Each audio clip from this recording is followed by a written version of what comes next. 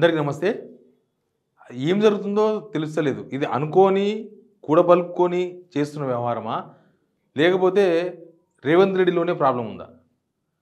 తెలుగు సమాఖ్య సభలు జరిగినాయి. ముఖ్యమంత్రి రేవంత్ రెడ్డి గారు పోయినారు. ఇక్కడనే హైదరాబాద్ హైటెక్స్లో.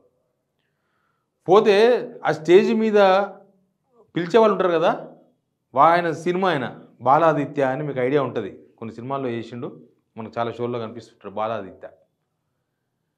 ఏం జరిగిందో చూడండి, చూసిన తర్వాత మాట్లాడదాం. ఈ వీడియో చూసినాక మన ప్రియతమ నాయకులు తెలంగాణ రాష్ట్ర ముఖ్యమంత్రి గౌరవనీయులు శ్రీ కిరణ్ కుమార్ గారు ఆయన అప్పుడే ఎంట్రీ ఇచ్చిన దానికి సీఎం రేవంత్ రెడ్డి గారు వేదిక మీద బాలాదిత్య వేదిక మీదకి ఆహ్వానిస్తున్నారు. ఆయన రేవంత్ రెడ్డి పేరు మర్చిపోయిండా తెలియదా ఏమైందో?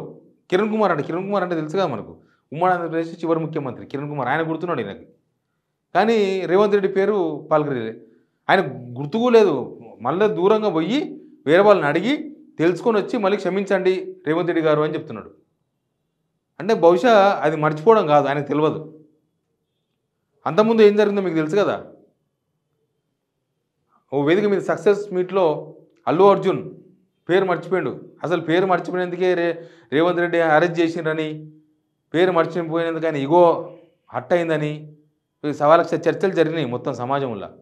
మళ్ళీ ఈయన బాలాదిత్య, ఇది రాగానే సోషల్ మీడియా సెటర్లు స్టార్ట్ అయినాయి. నువ్వు కూడా అడిగి ఉండి జైలుకోనికే బాలాదిత్య, ఇంకో సినిమా నటుడు జైలుకోనికి సిద్ధమవుతున్నాడు, రేవంత్ రెడ్డి పేరు మర్చిపోయిండు అని చెప్పి ఆల్రెడీ సెటర్కి స్టార్ట్ చేసిండు. ఇది ఇట్లా అయ్యిందో లేదో ఇంకో ఇన్సిడెంట్ జరిగింది, అది కూడా చూడండి video. Chief minister Telangana Shri Anumula Revanth Reddy మహోదయ్ ji, governor Jammu and Kashmir and కనీసం ఆయన ఎవరు తెలుసా? ఒడిషా సీఎం మోహన్ చరణ్ మజ్జీ ఆయన పేరు. ఒడిషా సీఎం మోహన్ చరణ్ మజ్జీ. అదేంటంటే చెర్లపల్లి టర్మినల్ స్టార్ట్ చేసినారు కదా ఇవాళ, మోడీ ప్రధానమంత్రి వర్చువల్లో స్టార్ట్ చేసినారు. ఆ ప్రోగ్రాంలో రేవంత్ రెడ్డి పేరు పలకలేకపోతున్నా. ఆయన ఏదేదో రేడియాలజీ అన్నట్టు మాట్లాడుతున్నాడు.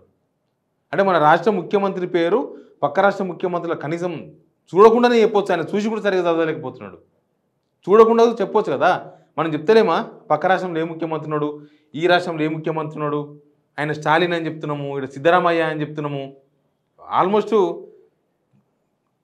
రోజు న్యూస్ ఫాలో కాని వాళ్ళు కూడా ఈ పక్క ముఖ్యమంత్రి ఆ పక్క ముఖ్యమంత్రి చెప్పగలరు కదా. ఇప్పుడు కాన్స్టిట్యున్సీలో మీ ఎమ్మెల్యే ఉన్నాడు, పక్క కాన్స్టిట్యున్సీ ఎమ్మెల్యే ఎవరో మీకు తెలియదా? తెలుసు కదా.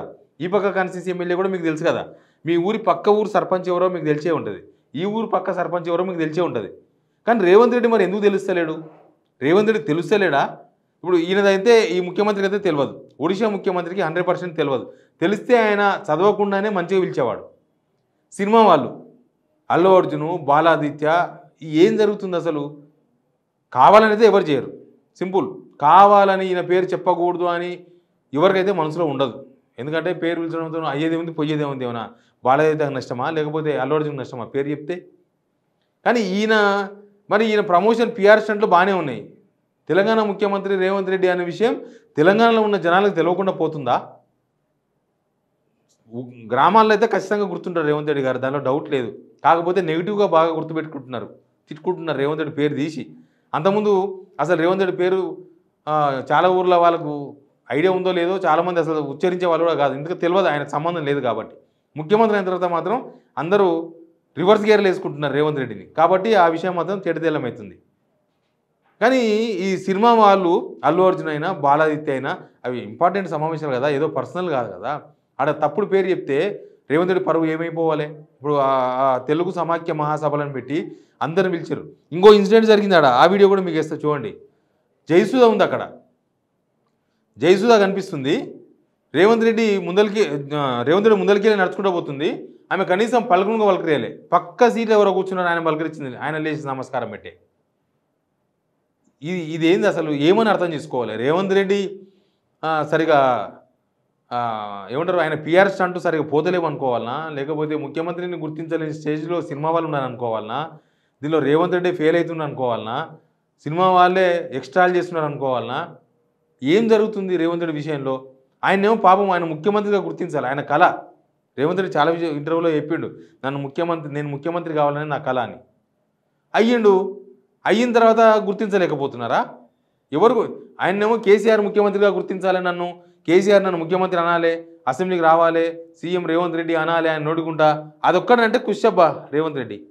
అదొక్కడి కేసీఆర్ వచ్చి ఈయన ప్రశ్నించాలని అవసరం లేదు, ఏం అవసరం లేదు. ఆయన కోరుకున్నది ఓన్లీ రేవంత్ రెడ్డిని ఆయన సీఎంగా గుర్తించాలి, కేసీఆర్ గుర్తించాలా. ఆయనేమో వస్తలేడు. ఆయన అక్కడక్కడ మాట్లాడినా రేవంత్ రెడ్డి పేరు లేకుండా వీడియోలు వస్తున్నాయి బయటికి. ఇది సగం ఆయన్ను హర్ట్ చేస్తుంది, ఆయన మనసు విరిగిపోతుంది నిజం చెప్పాలంటే. తక్కువలకు ఈ సైడ్ ఎఫెక్ట్స్ ఎక్కువైపోయినాయి, ఈ సినిమా వల్ల అవి ఇవి సైడ్ ఎఫెక్ట్స్ అవుతున్నాయి. వాళ్ళు కనీసం గుర్తిస్తలేరో, గుర్తించి పిలుస్తలేరో, కావాలని పిలుస్తలేరో, వద్దని పిలుస్తలేరో. రేవంత్ రెడ్డి ఫెయిల్యూరా ఇది, లేకపోతే సినిమా వల్ల ఫెయిల్యూరా, ఎవరు ఫెయిల్యూరా అనేది కూడా అర్థమవుతలేదు. సంవత్సరం అయింది కదా, ఆయన కొత్తగా ఇవ్వాలని నిన్న ముఖ్యమంత్రి అయిన ఏం కాదు, సంవత్సరం అయిండు. కొత్తగా ముఖ్యమంత్రి అయినప్పుడు మా మీడియాలో కూడా కన్ఫ్యూజన్ ఉంటుంది. చాలా యాంకర్లు లేకపోతే రిపోర్టర్లు పాత ముఖ్యమంత్రి పేరు చెప్తూ ఉంటారు, కానీ ఒక 3-4 రోజుల తర్వాత అలవాటు అయిపోతుంది, ముఖ్యమంత్రి పేరు మార్చేస్తారు. కొత్తగా ఎవరైతే వాళ్ళ పేరు మెల్లగా అలవాటు చేస్తారు. కానీ సంవత్సరం అయిన తర్వాత కూడా రేవంత్ రెడ్డి మార్కు కనిపిస్తలేదా? ఇది రేవంత్ రెడ్డి కూడా సీరియస్గా తీసుకోవాల్సిన అవసరం.